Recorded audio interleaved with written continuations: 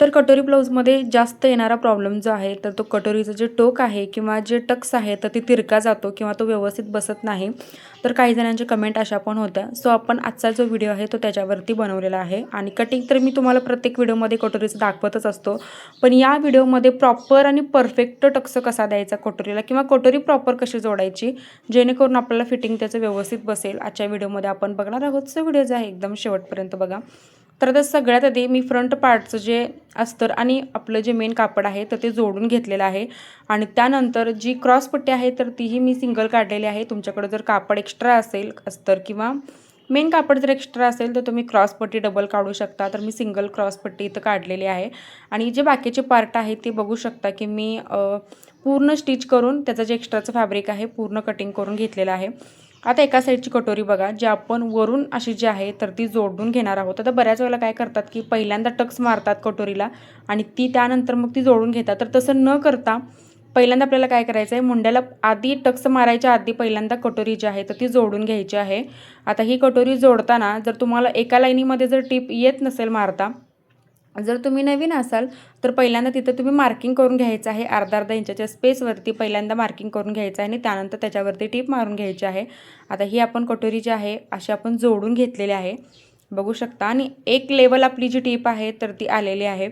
आणि आता आपल्याला काय करायचं आहे बघा टक्ससाठी. आता ही जी टीप आपण मारलेली आहे त्या टिपच्या पुढे आपल्याला काय करायचं आहे अर्धा इंच कटोरीचं जे टोक आहे पुढचं तर ते घ्यायचं आहे. तर हे बघा अर्धा इंच पुढच्या साईडला आपण ते टोक घेतलं आणि त्यानंतर आता आपण 1.5 इंचाचा जो 1.5 इंच कटोरीची जी रुंदी आहे त्या रुंदीचं माप आपण 1.5 इंच घ्यायचं आहे आणि जो कटोरीची लेंथ आहे उंची आहे तर ती 2.5 इंचावरती आपल्याला टाकायची आहे. आता रुंदी आपण 1.5 घेतली, उंची आपण 2.5 इंच घेतली. आता हा आपण टक्स जो आहे तर तो मारून घेणार आहोत.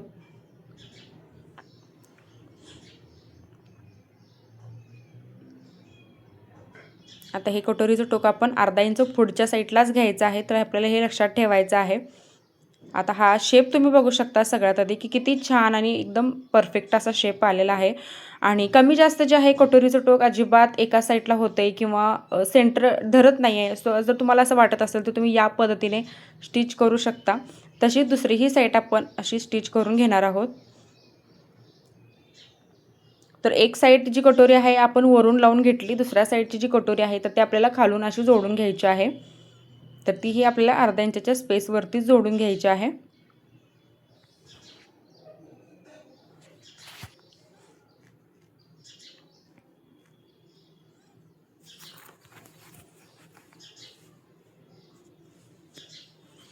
आता या कटोरीचं सुद्धा आपल्याला टोक काय करायचं आहे बघा, ही जी आपण शिलाई मारून घेतलेली आहे त्याच्या पुढच्या साईडला अर्धा इंच काढायचं आहे बाहेर हे टोक जे आहे तर ते आणि त्यानंतर मग 1.5 इंच आणि उंची जी आहे कटोरीची 2.5 इंचावरती आपण हे टक्स मारून घ्यायचं आहे.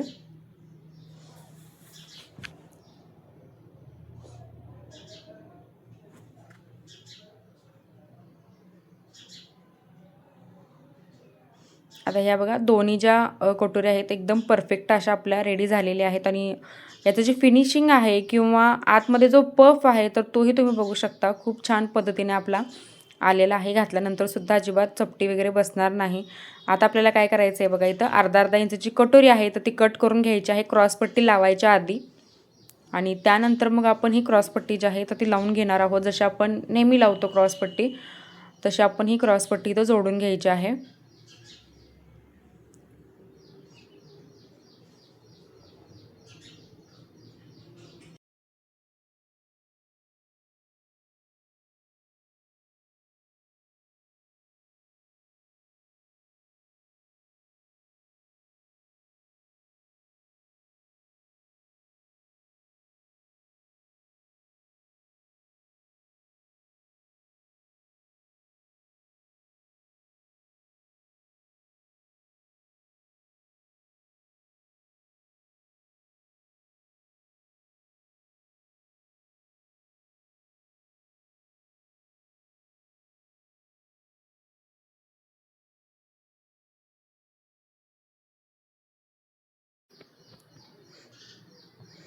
आता क्रॉसपट्टी लावल्यानंतर सगळ्यात आधी आपल्याला काय करायचं आहे बघा, आय आणि हुकची पट्टी लावायची आहे. तर जी आय पट्टी असते तर आपण ती काढत असतो 3.5 इंचाची आणि जी हुक पट्टी आहे तर ती काढत असतो आपण 2.5 इंचाची. तर यामध्ये सुद्धा भरपूर कन्फ्युजन होतं बऱ्याच जणांचं आणि या पट्ट्या ज्या आहेत तर त्याही काही जणांना लावता येत नाहीत पटकन.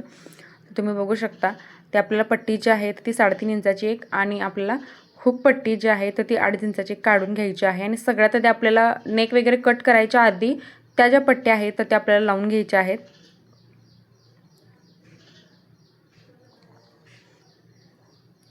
गळ्याचा शेप आपण पट्ट्या लावायच्या आधीच जो आहे तर तो द्यायचा नाही.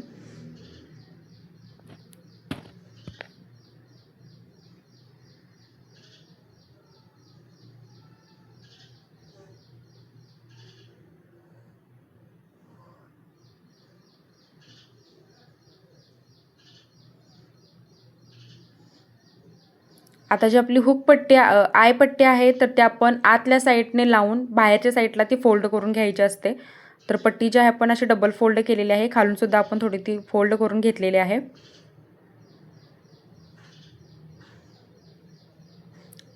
तर आतल्या साईडला आपल्याला लावून त्याच्यावरती दाबटीप देऊन मग ती आपल्याला सरळ बाजूवरती फोल्ड करून घ्यायची आहे.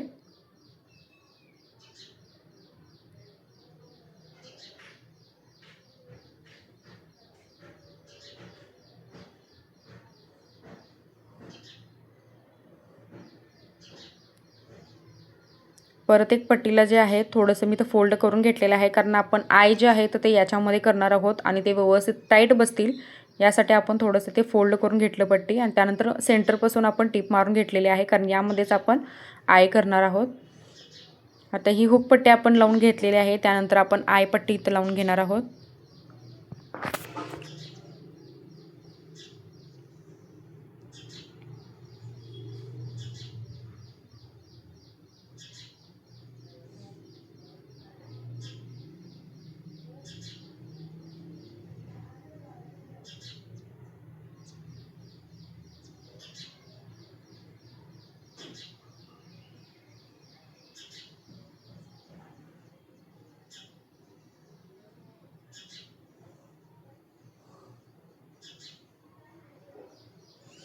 आता हुक पट्टी जी आहे तर तीही आपण डबल फोल्ड करून आतल्या साईडला फोल्ड करून घेतलेली आहे.